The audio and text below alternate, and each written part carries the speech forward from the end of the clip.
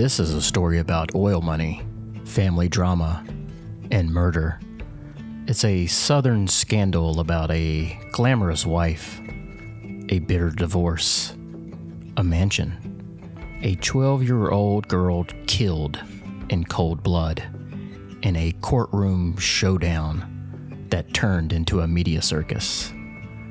It's about the richest man ever tried for murder in the United States at the time. When was this? The 1970s. Where was this? Texas. Can money buy you innocence? Perhaps, if your name is Cullen Davis.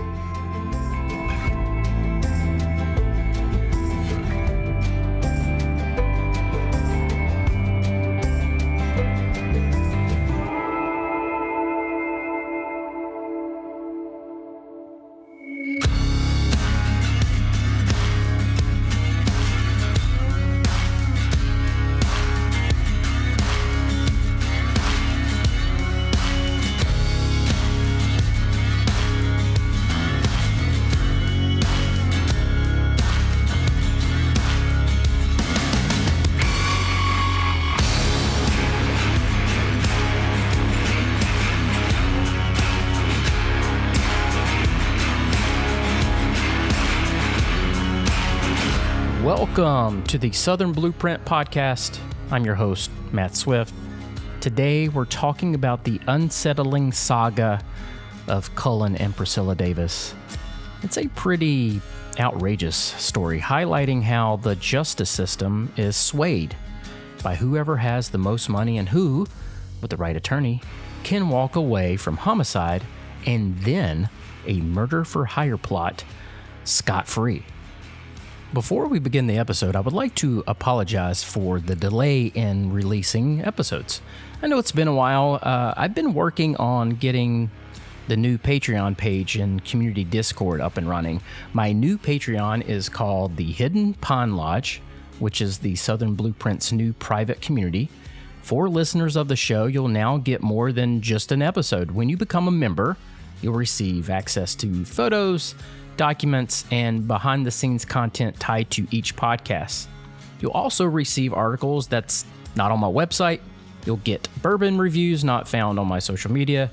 You'll also be invited to our private Discord channel. Discord is like Slack or Teams, but instead of like awful work-related crap, it features channels about bourbon and folklore, hiking and camping, fly fishing, history, true crime, gardening, and so much more. You can find the link to join in the show notes or simply find the Hidden Pond Lodge on Patreon. It's only $4 a month, which is like a cup of coffee. This helps fund the show and helps enable me make even more content. So, as always, I really appreciate the support. But let's get into this episode.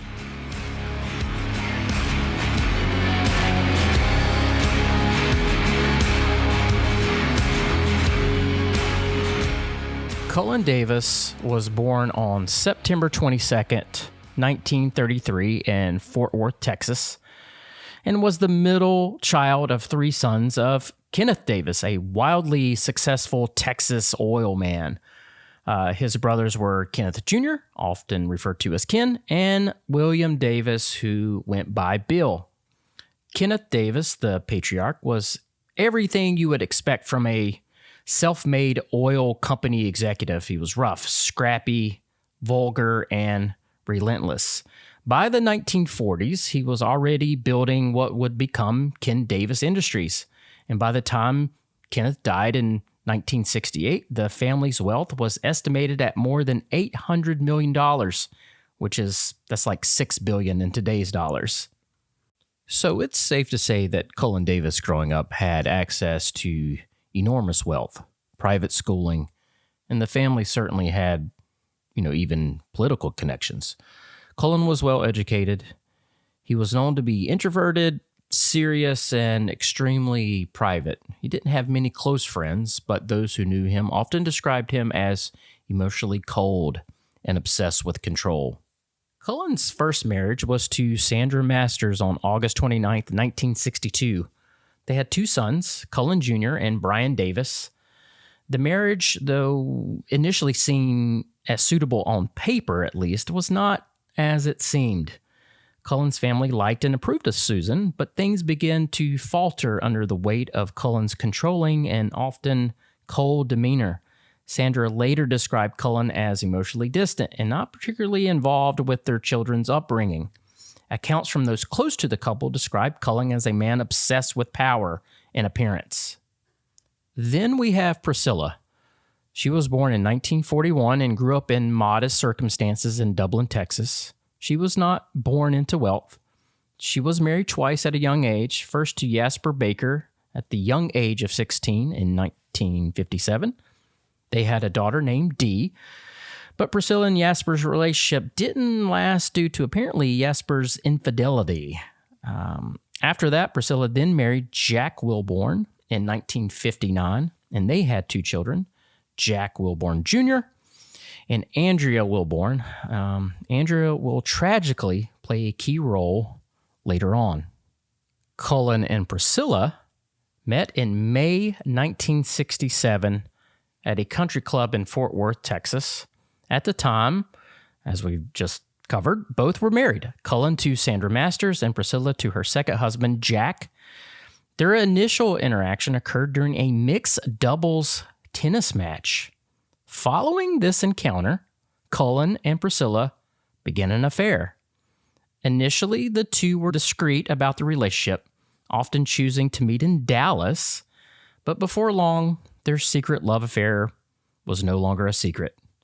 According to the book Texas Tragedy, a story of Priscilla Davis by Greg Brown, both Sandra, Cullen's wife at the time, and Jack, Priscilla's husband at the time, sort of suspected or knew about the affair.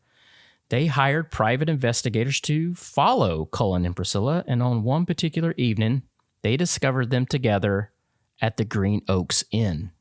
Supposedly, since Sandra and Jack knew where they were going to be, they hired photographers to bust into the room and snap photos of the cheating couple. I'm guessing Sandra and Jack wanted photo evidence of the affair for any divorce proceedings or, just to embarrass the cheating couple. It definitely made headlines in the community and was quite the scandal at the time. And of course, this led to some divorces. And so after their respective divorces, Cullen and Priscilla actually married on August 29th, 1968. Notably, this was the same exact day Cullen's father passed away. It was said that Cullen's father, Kenneth, he disapproved of Priscilla, and some speculated that Cullen waited for his father's death to avoid opposition to the marriage. By then, Cullen and his brothers had inherited equal shares of Ken Davis Industries, which was vast. So it seems Cullen wanted to wait until his dad was gone before moving forward with the wedding, perhaps to avoid being cut out of the will. Maybe. But supposedly, Cullen and Priscilla had already pre-planned the date of the wedding. It just happened to turn out that way. Take that for what you will.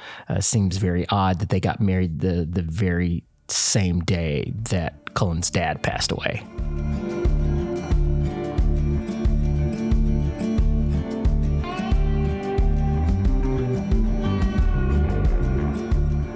So now the oil empire belonged to the 3 brothers.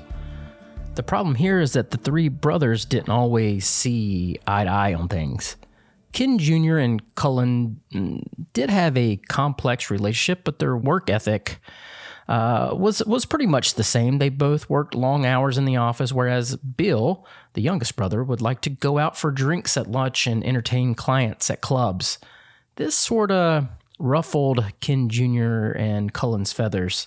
On the flip side, Bill didn't like Cullen's behavior either, and the fact that Cullen was using corporate funds to secure private loans for Cullen's kind of now lavish lifestyle. Cullen liked to spend money on trips and things for Priscilla. Bill didn't appreciate that too much, and again felt like Cullen was using corporate funds, or at least leveraging the company to pay for all of these lavish things. But Cullen and Ken Jr. often clashed with Bill, who was also somewhat known as a womanizer, and they disliked Bill's management style.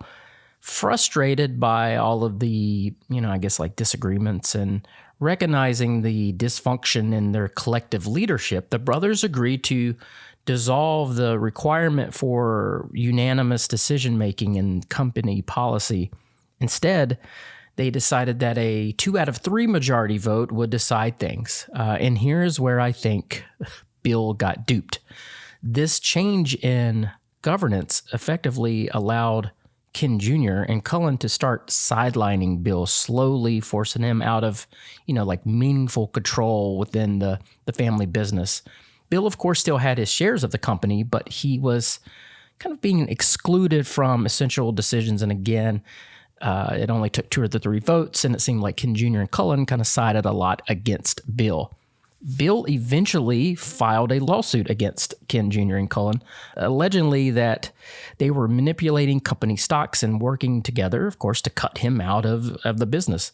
The lawsuit was eventually settled out of court. Again, if this all sounds kind of familiar, an oil family with extreme wealth, infighting and backstabbing, and all of these love affairs, you would be right, especially if you ever watched the show Dallas back in the day. While the creators of Dallas have not officially confirmed that the series was based on Cullen Davis's life, his cases, and his family, several sources suggest that the real-life events surrounding Cullen may have inspired elements of the show, especially the character J.R. Ewing. If you ever watched Dallas, you know what I'm talking about. And so we've touched a little on Cullen's spending, but in 1972, Cullen paid $6 million, which is $45 million today, to build Stonegate Mansion, a 5-bedroom, 11-bath mansion with an outdoor pool and a 2,000 square foot master bedroom.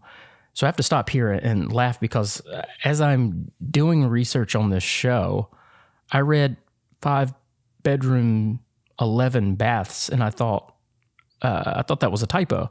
So I checked multiple sources, and it's still odd. Also, a 2,000 square foot master bedroom is insane, but 11 baths for 5 bedrooms, that's kind of strange. But anyway, regardless, it was a lavish home decorated with more than 100 oil paintings, but appearances can be deceiving. Inside this extravagant home, things were coming apart at the seams pretty quickly. Cullen and Priscilla Davis's marriage was marked by indulgence, tensions, and troubling incidences that foreshadowed the tragic events to come. Cullen's controlling nature and alleged abusive behavior formed a volatile environment.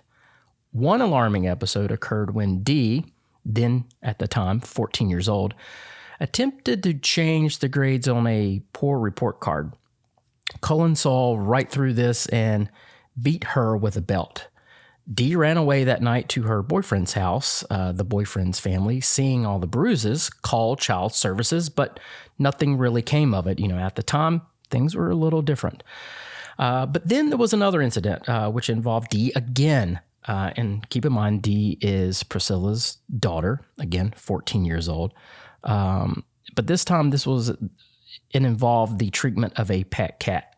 According to multiple counts, including testimony from Priscilla's daughter, Dee, the event unfolded when Dee inadvertently left a door unlocked at night. A drunken Cullen, upon discovering this, became enraged. And again, he's very controlling, was very big on security, and was kind of hard on Dee.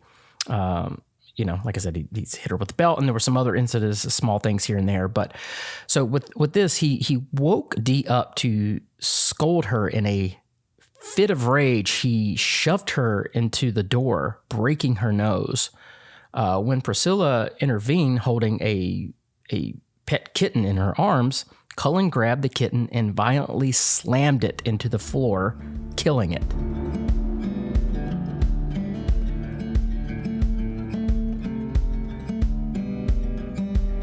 By 1974, about 6 years after their wedding, the relationship had just completely disintegrated. All the tension, animosity, and fighting have now led to Cullen and Priscilla going through a separation. This separation didn't help things at all.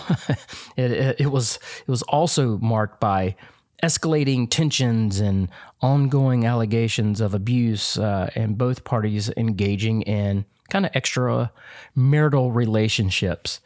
Following their, trial separation or whatever you want to call it, both Cullen and Priscilla began seeing other people openly. Priscilla entered into a relationship with Stan Farr, a former basketball star at TCU. Cullen began dating Karen Master. Even though both were separated and seeing other people, things would get much, much worse between the two. So Cullen and Priscilla are now getting an official divorce. They've gone through the separation. They're seeing other people. Things are not getting better. So now they are officially getting a divorce. And man, oh man, the divorce case was feisty. Priscilla initiated the divorce proceedings, alleging abuse on both her and her daughter Dee. Priscilla moves out of the mansion briefly, but is eventually granted temporary occupancy of the house by the court. By now, Cullen and Priscilla, they live separately. They both still have access to the mansion, but Priscilla is temporarily at least staying there as the court ordered and allowed her to be. Cullen, on the other hand, is staying now with his girlfriend, Karen Masters. Priscilla would host all of these parties and gatherings at the mansion, which, reportedly included parties attended by, friends, acquaintances, but by some accounts, some pretty unsavory people. Supposedly, some of these folks would even steal food from the home, and Priscilla would often wonder where things had gotten to. It's no secret that Priscilla liked to have a good time. She was a very attractive lady who received a lot of attention, and she enjoyed hosting parties. Priscilla's access to the mansion and all of these numerous parties that she was hosting and throwing really, really irritated Cullen. And again, this is his mansion. He liked to have control of things, and here he is having to watch her have free reign of the home and inviting all these people and having a good time. And Cullen just did not appreciate that. So he attempts to gain control of the mansion through legal channels, but is initially unsuccessful. While all of this is going on and Cullen is, angry that he doesn't have control of the mansion anymore, Priscilla is also seeking a substantial financial settlement. Reportedly, she demands $50 million, which is half of what Cullen was supposedly worth at the time. So it's safe to say that tensions were high, and there's lots of animosity between the two, kind of going on during this whole time. But then we have the night of Monday, August 2nd, 1976.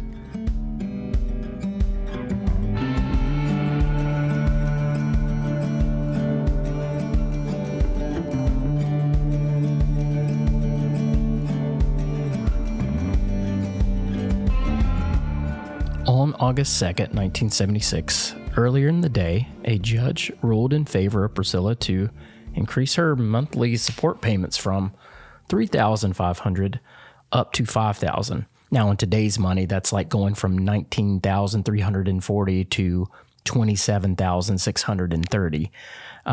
The judge also awarded her additional legal fees and household expenses totaling $49,000, which again, in today's money, is $258,583. Later that evening, we have Priscilla's 12-year-old daughter, Andrea, who was visiting and was staying at Stonegate Mansion. She's there alone. Andrea had begun to visit her mother more now that her mom and Cullen were no longer together. And, Andrea really hated Cullen. Cullen supposedly didn't have any issues with Andrea, but that's probably because Andrea never stayed with them. Cullen, of course, had more issues with Dee. But regardless, that night, Andrea's visiting and she is alone at the mansion. Dee was also supposed to be at the house that night. Priscilla's very best friend, Beverly Bass, had come over earlier to take Dee shopping. And then afterwards, they went to Beverly's house. Both Beverly and Dee were supposed to stay that night at the mansion, but Dee decided to go stay at her boyfriend's house instead. And this probably saved her life. Priscilla and her boyfriend, Stan Farr, are out at dinner for drinks and maybe possibly celebrating a little because of the judge's ruling earlier that day in Priscilla's favor. But anyway, around midnight, Priscilla and Stan arrive back at Stonegate Mansion. Immediately, Priscilla sensed something was wrong. The security system had been turned off, which was highly unusual. And according to Priscilla, when they come in, Stan first goes upstairs to perhaps check on the house and see what's going on and see where Andrea is. But as Priscilla entered the house, she notices that the basement door is ajar, and there's some conflicting information here. And I will say, I can stop here now and say, like, researching this, I've read a lot of documents and interviews, and there's a lot of conflicting information. So take everything I'm saying with a grain of salt. And like I said, for Patreon users, I will have a lot of the notes and photos and things that I have found to kind of help flesh out this whole thing. But supposedly, under some of the things that I've read, there was a bloody handprints, smeared across the door frame. So regardless of any of that, if that's true or not, Priscilla was alarmed and called out for Stan. In that moment, a figure dressed in black and wearing a dark wig emerged. The man looked directly at Priscilla and supposedly calmly said, "Hi," before raising a gun and shooting her once in the chest, just below the breastbone. Priscilla would later say she immediately knew who it was that had shot her, Cullen Davis. She would also go on to testify that she heard Stan Farr running back down the stairs. He had gone upstairs first to check on things. But she testified that he ran back downstairs as, Priscilla is screaming. And I guess to, Stan hears gunshots and screaming. So he runs back downstairs to come check on her. But Priscilla tries to yell out and tells him to stop because she knows if Stan comes down there that the attacker, who she said is Cullen, would kill him if he came any closer. Stan, realizing the danger of the whole situation, reportedly tried to shut the basement door, I guess, where Cullen had emerged from. So you've got Stan and Cullen kind of fighting against the door, and Cullen, unable to force it back open, fired twice through the door, both bullets striking Stan. And as, Stan falls back on the ground, Cullen then flings the door open and steps over Stan's fallen body and fired 2 more rounds in him, basically just killing him right there. In shock, but still conscious, Priscilla said she used her denim skirt to apply pressure to her gunshot wound, and she tried to flee. She watched, though, as Cullen first grabbed Stan by the ankles to, I guess, drag him down into the basement. But then he abruptly turned his attention to Priscilla. As Cullen approached, Priscilla pleaded with him. Cullen grabbed her by the arm and began, I guess, steering her down towards the basement. She told him he was hurting her, begging him to stop. And for a moment, he did. He released her arm and she collapsed to the floor. According to her testimony, Cullen then turned and, I guess, simply walked away. And again, here I've read some conflicting testimony and interviews and things like that. It's kind of a weird situation. I'll definitely have some questions later, and you may be having some questions as you're hearing this. But regardless of all that, seizing the moment after Cullen had let Priscilla go, she got up and ran. She escaped through the front door and dove into a patch of shrubbery outside, and she hid. As she's wounded and terrified, she's trying to make sense of what all had just happened. Priscilla stated that she saw Cullen come outside. And again, Priscilla's like hiding in the bushes. So she sees Cullen come outside, no longer wearing the wig that he had on. And he opened the driveway gate. She said she then heard voices, followed by screaming, and then a gunshot.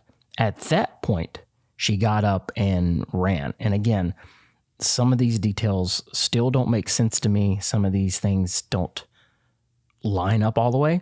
But regardless, I'll tell you what I know. After she heard gunshots, she ran, and she ran a few hundred yards to a nearby neighbor's house. She was barefooted, but regardless, she's hurt, bleeding. She runs to a neighbor's house. Clifford and Catherine Jones later testified that Priscilla came to their door begging for help and saying that she had been shot. The couple, who was frightened, refused to let her in, but told her they were calling the police and an ambulance. They did not open the door until emergency services had arrived. At the mansion, the voices and screaming that Priscilla had heard were not from her daughter Dee, as Priscilla had first feared, but it was from her friend Beverly Bass and her boyfriend Gus Gavrel, who went by Bubba. I guess as the couple pulled up, Bubba saw that the mansion door was open and told Beverly to stay back while he went in to check inside. I guess at this point, a figure then came through the door, which I guess that's what Priscilla had seen. But this figure came through the door, and Beverly later testified that she immediately recognized the person that came through the door as Cullen Davis and saw that he was armed. Cullen supposedly shot Bubba and then began chasing Beverly. Beverly, who ran track in high school, was able to outrun him, and Cullen eventually stopped and returned back to the house. Beverly got all the way to the main road and flagged down a vehicle, asking them to take her to the police as her boyfriend had been shot. The person in the car actually took her to a payphone where Beverly then called the police. The police then arrived where Beverly was, and she tells them that her boyfriend had been shot and said that it was Cullen Davis who did it. So the police go to the mansion and they make their way inside. They see Bubba on the floor, a phone next to him, looking like he had tried to, I guess, crawl and tried to call for help. Bubba was still alive. They get Bubba to the hospital and they take him into surgery. He would end up living, but he would be permanently paralyzed. Priscilla was already at the hospital and kept asking about Andrea and Stan and if the police had found them. She said they need to go look in the basement. I think Cullen was trying to get everyone down there, and from, Priscilla's testimony, it seems like, Cullen had emerged from the basement. Once he shot Stan, he tried to get him down in the basement and also was, supposedly trying to grab Priscilla and pull her into the basement. But Priscilla was correct about the basement. Stan Farr was found at the top of the stairs, but when the police searched the basement, they found Andrea dead. She had been shot in the chest.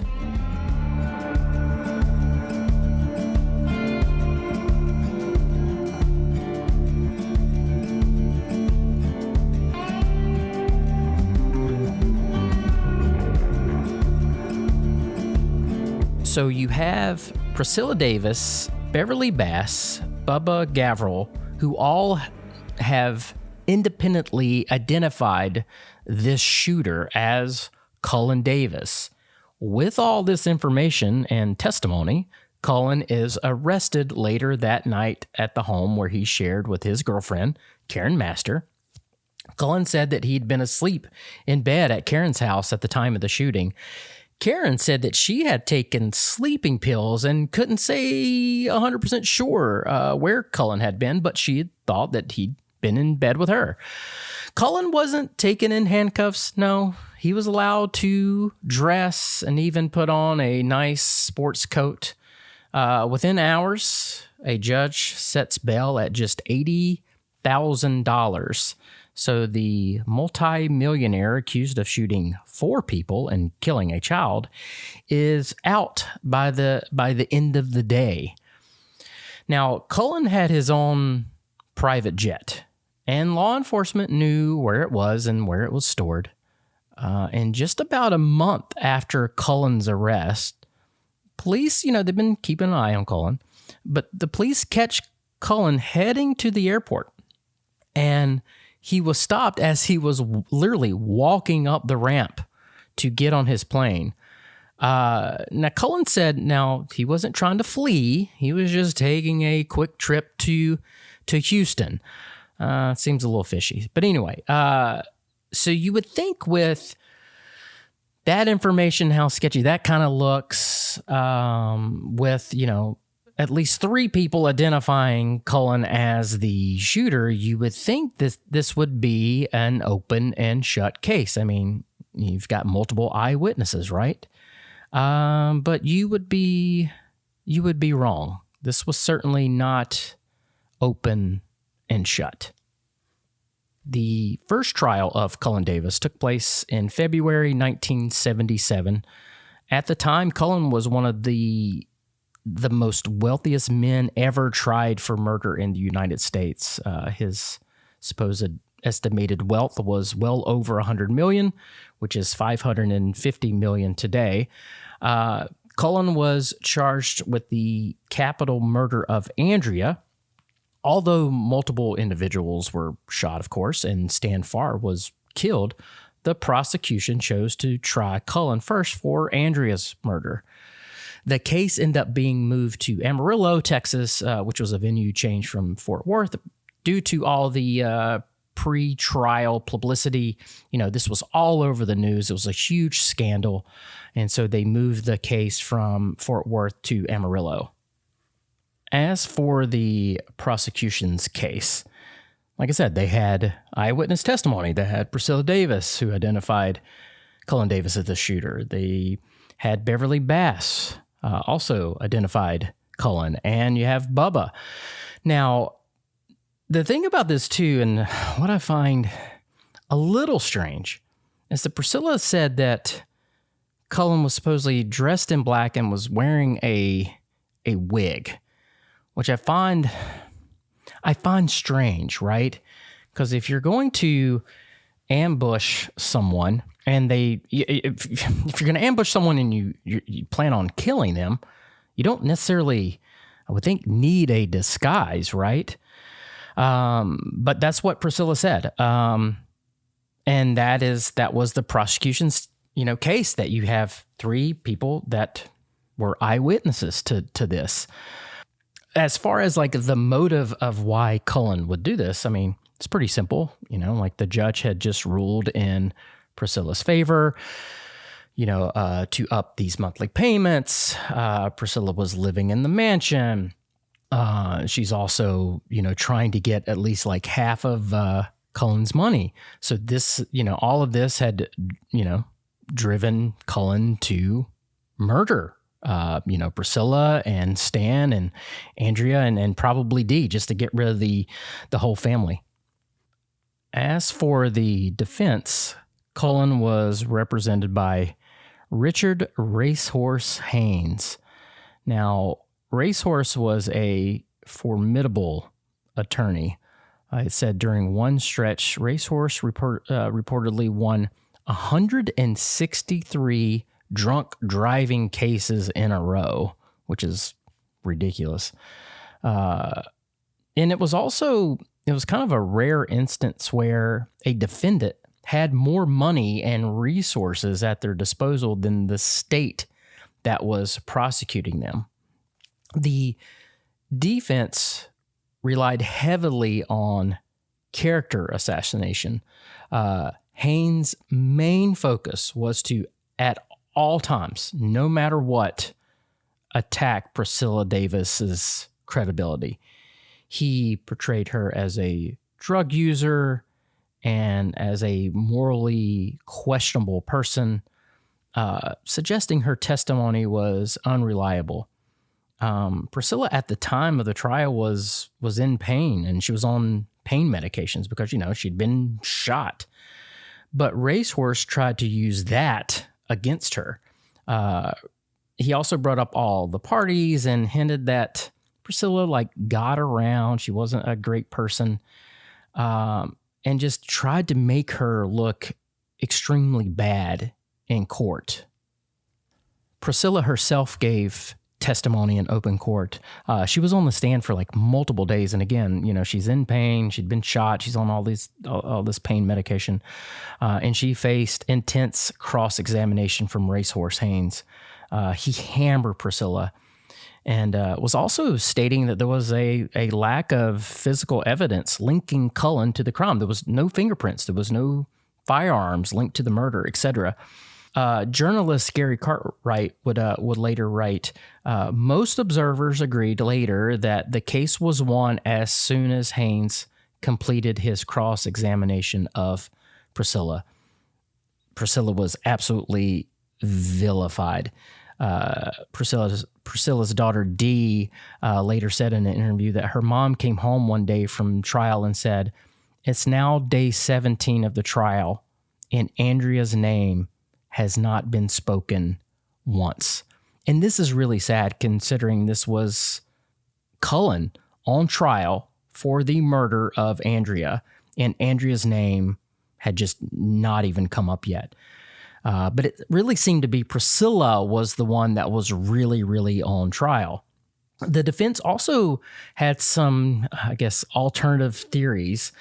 They alluded to the fact that Stan Farr, Priscilla's boyfriend at the time, was the actual target of the attack. They suggested that Stan's alleged involvement in drug-related activities could have made him a target for violence that was completely unrelated to Cullen. So they're basically saying that this is Stan's fault, and Stan was involved in all these drug things, and the person went there to take care of Stan. The defense then pivoted to this defense strategy that Priscilla Davis and her friend Beverly Bass had conspired to frame Cullen Davis for the murders. The defense argued that both women had motives to implicate Cullen falsely, possibly related to financial gains from the ongoing divorce proceedings.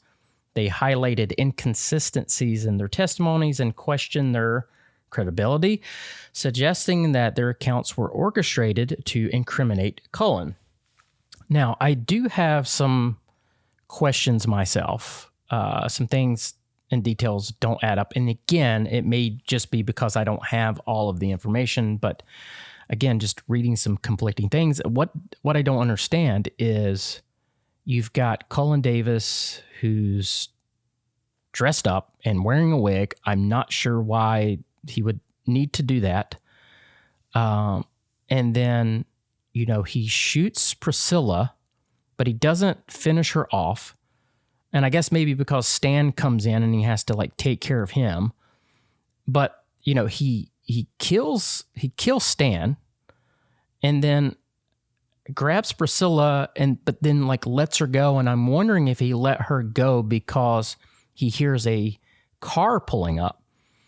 But Priscilla says she runs out the front door and then hides in the bushes. But then also Cullen comes out of the front door and shoots Bubba, and then Beverly runs off, and he can't, Cullen supposedly can't get to her. But then, what does Cullen do after that? Does he just flee?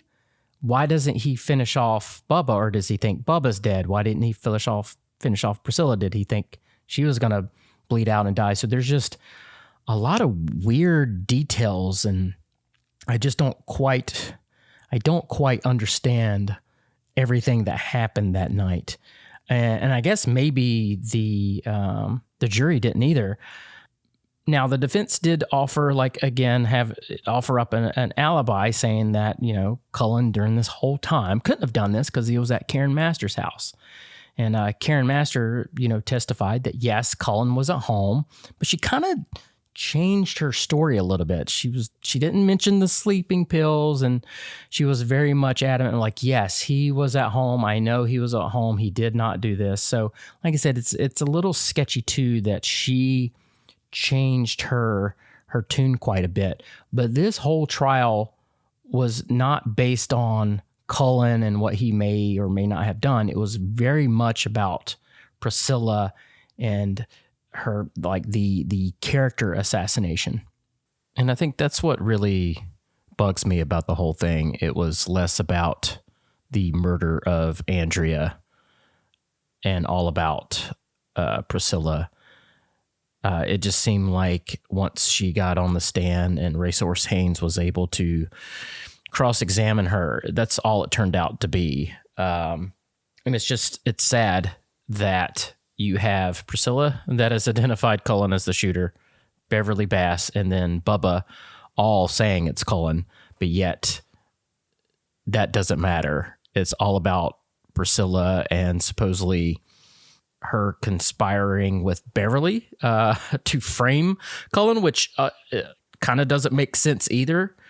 Why would they all conspire and just say, oh, yes, this was Cullen? Like, what good does that do? I guess maybe try to frame him for murder, but like, you're not going to get any money out of him doing that if he's in jail, right? So I don't see how that's really a motive. You know, Priscilla was getting kind of what she was, wanting. She was staying in the mansion. She just got awarded the new payments and everything that morning. So I'm not really sure. It's frustrating though, kind of reading all these notes and just seeing how the trial was a circus and how Racehorse Haynes just turned this into the Priscilla show instead of these proceedings being about Andrea. But the whole trial received extensive media attention, of course. But with Cullen often being portrayed sympathetically in the press and the defense team engaged in a lot of public relation efforts to sway public opinion, it really did turn into, oh, look at Cullen, this rich businessman that does a lot for the community and is wealthy. And there's Priscilla, this blonde-headed strumpet who I guess is trying to steal all of Cullen's money. And it's just sad how this all turned. But the trial concluded on November 18th, 1977, after approximately 4 hours of jury deliberation. The verdict was handed down, not guilty. Crazy, I know. One juror later was quoted saying, "Rich men don't kill their wives. They hire someone else to do it."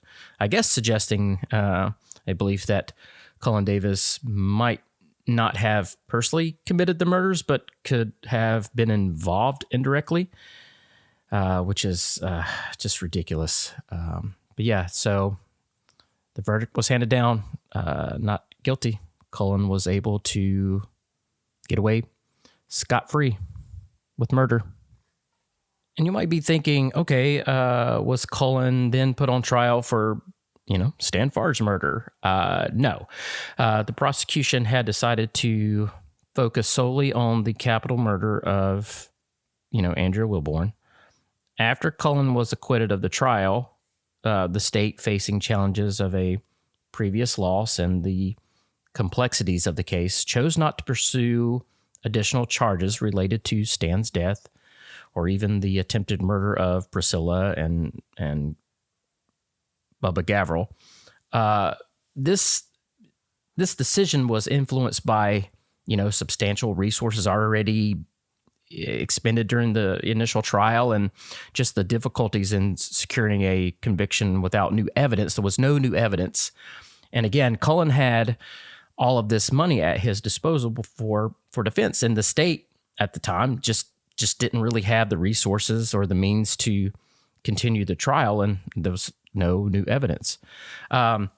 Cullen did face civil litigations from the families of the victims, including a wrongful death lawsuit filed by Stan Farr's children, but these proceedings were separate from any criminal prosecution and did not result in any criminal convictions. But there were some civil litigation after the fact. It's also worth mentioning here that later it came out that Cullen was paying an investigator for inside information on the state's case against him. The chief DA's investigator on the case was on the take. You heard that right. The chief DA's investigator was literally helping Cullen during this whole time. And this story does not end with Cullen's acquittal. Oh no, it gets much more crazier.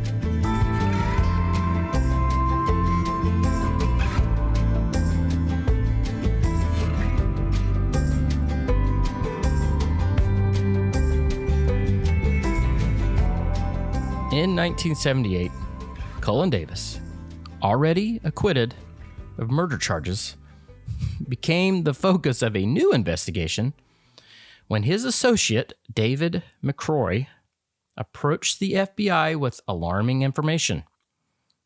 David claimed that Cullen had solicited him to arrange the murders of several individuals, supposedly like 15 people on like a hit list of sorts, including his wife or ex-wife, Priscilla Davis, Beverly, Bubba, and even the judge, Joe Edson, who was overseeing the divorce proceedings.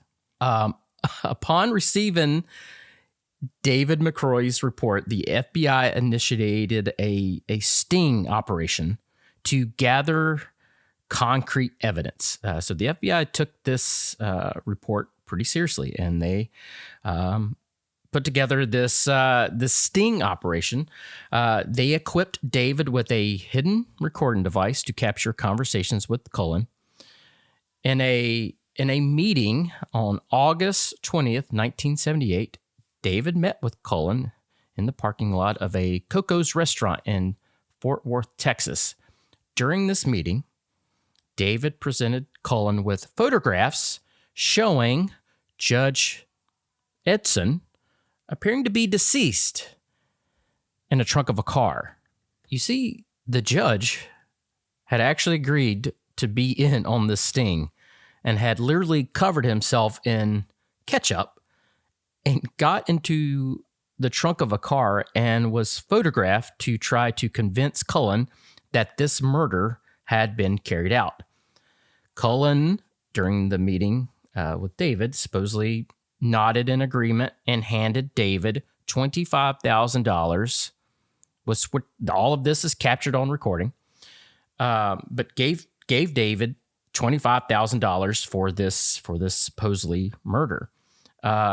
During this meeting in this parking lot, David, who again is wired, told Cullen, quote, "I got the judge dead for you," which Cullen responded, "Good." David then said, "I'll get the rest of them dead for you. You want a bunch of people dead, right?" And Cullen said, "All right." This recorded conversation became the cornerstone of the prosecution's case against Cullen, leading to his arrest on charges of solicitation to commit capital murder. However, during the trial, Cullen's defense team, led by, guess who? Richard Racehorse Haynes, challenged the interpretation of the recording. They argued that Cullen's responses were ambiguous. It did not constitute a direct agreement to the murder plot. They even brought in a linguistics expert, which at the time, no one did that. So this was kind of a new thing. So they bring in an expert to testify that Cullen's language in the recording was non-committal and lacked explicit solicitation. Like I said, back then, most defendants couldn't afford an expert like this. And it really just wasn't a common thing. And again, Racehorse also then began to attack the prosecution's, physical evidence. There was no physical evidence. Cullen's fingerprints were not found on any critical pieces of evidence, such as the cash he allegedly gave to David McCrory. Unlike the first trial, Cullen actually testified in his own defense. He stated that he had not solicited David and to offer to kill Priscilla and the judge and all these other people.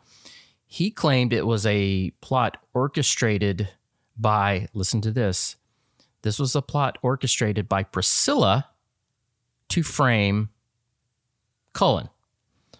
That's right. Cullen is saying that this is Priscilla's fault. She is orchestrating this. This is all a frame job. Cullen then said he claimed to merely play along with this plot in an attempt to eventually convince David to admit that Priscilla was to blame for the entire scheme. The first trial ended in a hung jury.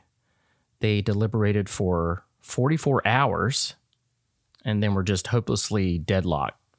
8 people voted to convict him, but 4 voted to acquit him. So, hung jury on the first trial. The next retrial resulted in Cullen's acquittal. That's right. The defense's argument that Cullen was merely playing along with David McCrory, possibly as part of Cullen's own investigation into a perceived conspiracy against him. Again, Cullen testified and I guess called out some inconsistencies with the FBI and everything like that. So here you go. Cullen walks away scot-free from capital murder and then a murder for hire plot.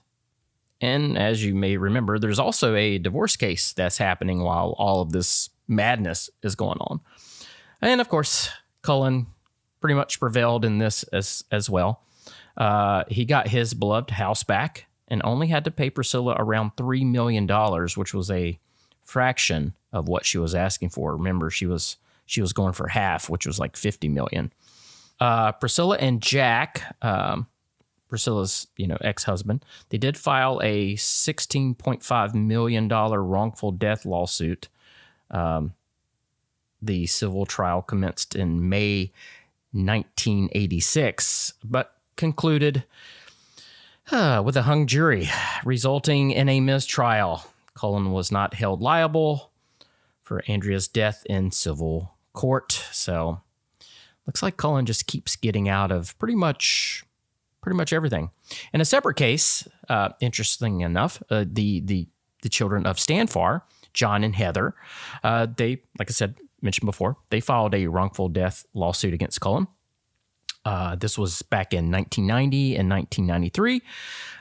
Cullen agreed to an out-of-court settlement totaling $250,000, with each child to receive $125,000 each, which I find odd. I don't know why and how this was settled. It's pretty fascinating that no money for Andrea, but then somehow Stan and his kids were able to get something. Again, just this whole case is very, very strange and convoluted. And again, guys, I read so much conflicting information, and I'm going to try my best to put everything in on the Patreon page so you can go through it. You can read everything. You'll be able to see photos of Priscilla, Cullen, all of the players in this whole saga. There'll be photos of the mansion. So be sure to go check that out, and I'll have a lot more information over there for you. So where is everyone now? Well, Bubba Gavrel and Beverly Bass would go on to marry. Bubba lived with his injuries for over 4 decades and passed away on December 6th, 2018, at the age of 64. There's not a lot of information on Beverly, to be quite honest, and I believe she is still alive, so anybody out there that is listening and can confirm, and I'll keep digging. There's just not a lot about Beverly. I think she just tried to live a private life after all of this craziness happen. As for Dee Davis, she would give a few interviews over the years about the incident and about Cullen Davis. And she tragically passed away in 2020 after her Nissan Altima was struck and fell about 30 feet from an interstate ramp onto the grass between a highway wall and a service road, which is really, really tragic. Priscilla Davis, following the high-profile trials of the 1970s, she kind of remained in the public eye, steadfastly asserting that Cullen Davis was the shooter and was guilty. In 1995, Priscilla began a relationship with Greg Brown, who I mentioned earlier, who was writing the book Texas Tragedy, a story of Priscilla Davis. But Greg Brown was a 26-year-old gay man, that's interesting. But they began a relationship. And despite the kind of like the differing sexual orientations, they just really had a close bond, and they lived together and seemed to be pretty happy. It was also rumored that Priscilla had a relationship with Bill Strickland, who was on the prosecution's team.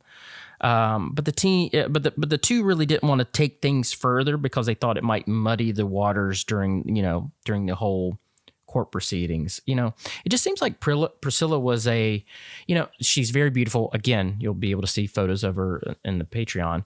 But she was very charismatic, very sweet, and just had a magnetic personality and had a lot of suitors.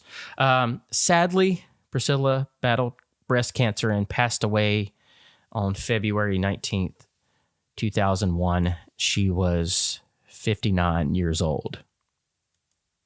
And as for old Cullen, he ended up marrying his girlfriend, Karen Master. Cullen adopted her son, Trey, and daughter, Chelsea. Trey, who was 7 at the time of the murders, would later go on to do interviews talking about how great of a dad Cullen was and how he never hit him, abused him, and was always at his events and everything like that. But Cullen lost a lot of money to attorney fees and overall court cost. But his business floundered and lost a lot of his money and his oil fortune in the recession of the 1980s, and eventually had to declare bankruptcy. Cullen and Karen, now Karen Davis, they end up having to sell the mansion to a real estate developer in 1984. The mansion is now a wedding venue. Cullen, of course, this is probably not going to be a shocker. He also became a born-again Christian and is just living a modest life retired. He spends his day managing the foundation established by his father, Ken Davis. Yeah, so Cullen gets away with murder, a murder for hire plot, but then loses all of his money. Oh, he never did pay back that $250,000 to Stan Farr and his kids. Lost all of his money, but is now a born-again Christian. But still kicking it. But listen to this. Stan Farr, who was murdered, his son John, back in 2017, actually sought out Cullen to meet him face-to-face. Now, again, there's this civil trial. Cullen has not paid out any of the money that the court had ordered because Cullen, I guess, doesn't have the money. And basically, they meet, and Cullen tells John, hey, I'm not paying this money. One, not just because I don't have the money, but two, I didn't kill your father. So John literally stays at Cullen's house. And I got to say, he's a better person than I am. For me, all clues lead to Cullen killing both Stan and Andrea and, shooting a bunch of people and then, trying to have a murder for hire plot go awry. But anyway, yeah, that happens. And again, I'll have a little more information about this whole incident because this could literally be a whole other podcast episode. But yeah, I don't think I could do that. I don't think I could go to someone's house and stay with them when they have murdered my dad. But John is also a born-again Christian, so John felt like he had that in common and wanted to, I guess, meet him and forgive Cullen for everything that I guess he had done. Not me. Couldn't do it.